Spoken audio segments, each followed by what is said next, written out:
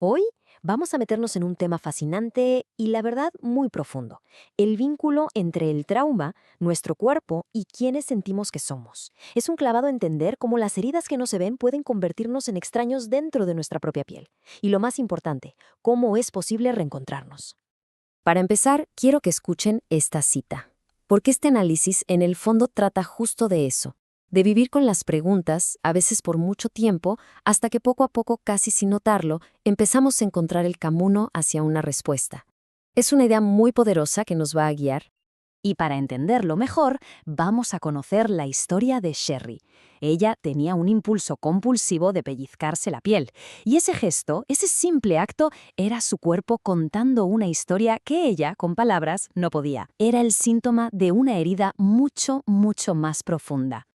Muy bien, vamos a desmenuzar esto. O sea, ¿cómo es que alguien puede llegar a desconectarse de su propio cuerpo de una forma tan radical? ¿Qué tiene que pasar para llegar a ese punto?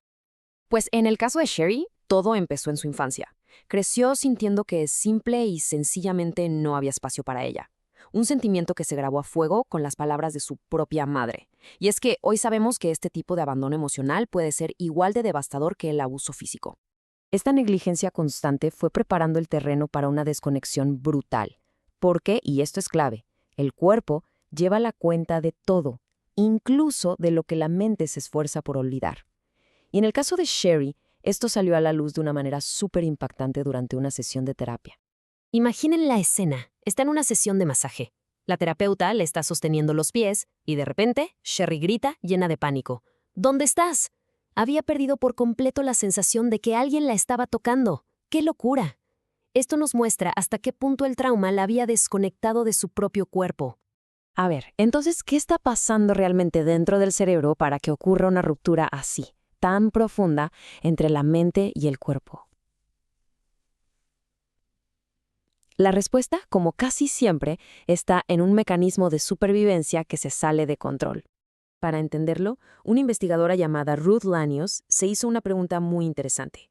¿Qué pasa en el cerebro de los sobrevivientes de trauma cuando no están pensando en el trauma?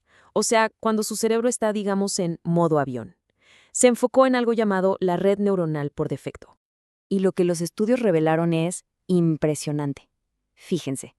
En un cerebro normal, cuando está en reposo, las áreas de la autoconciencia, las que nos hacen sentir que somos nosotros, se iluminan. Pero en una persona traumatizada, esas mismas áreas están a oscuras, totalmente apagadas. Es literalmente un apagón como mecanismo de defensa. Estas áreas, como la corteza prefrontal o la ínsula, son las que nos permiten sentirnos, saber quiénes somos. Entonces, y aquí está lo trágico del asunto, para apagar sentimientos de terror, el cerebro también apaga la capacidad de sentirse plenamente vivo. Es un costo altísimo. Y claro, este apagón biológico tiene consecuencias psicológicas enormes, que pueden llegar a distorsionar por completo la experiencia que una persona tiene de la realidad. Una de las consecuencias más comunes es algo llamado alexitimia. Suena a palabra rara, pero viene del griego y significa sin palabras para los sentimientos. Es, tal cual, una condición donde el cuerpo siente una angustia tremenda, pero la mente es incapaz de ponerle nombre a esa emoción. Este ejemplo lo deja clarísimo. Si a la mayoría nos preguntan qué sentiríamos si un camión viniera hacia nosotros, diríamos pánico, terror. Una persona con alexitimia se enfocaría en la acción. Pues me quito. La experiencia emocional del miedo simplemente no se registra. Y si nos vamos a un estado todavía más extremo, llegamos a la despersonalización. Aquí la sensación es de estar totalmente separado del propio cuerpo o la mente. Es como si la persona se viera a sí misma desde afuera, como si fuera el espectador de su propia vida, un fantasma. Bueno, si el problema es que la autoconciencia se apaga, parece lógico pensar que la solución tiene que ser de alguna forma volver a encenderla, ¿no? Y la sanación empieza justo ahí, en recuperar la agencia, esa sensación de que estamos al mando de nuestra vida. Y todo comienza con algo llamado interocepción, que no es otra cosa que la capacidad de darnos cuenta de las sensaciones sutiles dentro de nuestro cuerpo. Escucharse es el primerísimo paso. Y como decía el gran terapeuta Moshe Feldenkrais, no puedes hacer lo que quieres hasta que sabes lo que estás haciendo. El punto es ese. Para sentir que tenemos el control, primero tenemos que ser conscientes de qué está pasando por dentro. Parece obvio, pero no lo es. El trauma puede romper nuestra brújula interna. Sin esa conexión con lo que sentimos, es como navegar sin mapa. Y pasa un poco como a esos pingüinos que regresan año tras año al mismo lugar de cría, por más duro y hostil que sea.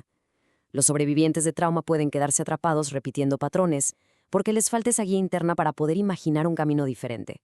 Entonces, el camino a seguir tiene que centrarse en cómo lograr esa reconexión, en cómo volver a hacerse amigos del propio cuerpo después de tanto tiempo de ser extraños. La curación a menudo pasa por terapias enfocadas en el cuerpo, que tienen tres objetivos principales. Primero, hay que desbloquear toda esa información sensorial que se quedó congelada. Segundo, hay que aprender a amistarse con esas sensaciones, aceptarlas en lugar de pelear con ellas. Y tercero, algo súper importante, permitir que el cuerpo complete esas acciones de defensa que no pudo hacer durante el trauma. Y aquí nos topamos con un desafío enorme. La forma más natural que tenemos los humanos para calmarnos es el contacto físico con otra persona. Pero para los sobrevivientes de trauma, esto es una paradoja. Anhelan ese contacto que reconforta, pero al mismo tiempo les aterra. Por eso, se necesita una especie de reeducación gradual del cuerpo. ¿Y qué pasó con Sherry? Pues al reconectarse poco a poco con su cuerpo, su vida empezó a cambiar de formas que parecían pequeñas, pero eran gigantes. Dejó de pellizcarse la piel, empezó a sentarse afuera a platicar con los vecinos, se unió al coro de una iglesia y, lo más importante, empezó a sentir una curiosidad genuina por sí misma, por sus pensamientos y sus sentimientos. El viaje de ser un completo extraño para uno mismo a ser amigo del propio cuerpo es posible. La historia de Sherry nos lo demuestra. Y nos deja con una pregunta final, una pregunta muy poderosa para reflexionar. Si nuestros cuerpos guardan la historia de nuestro pasado, ¿cómo podemos empezar a escucharlos?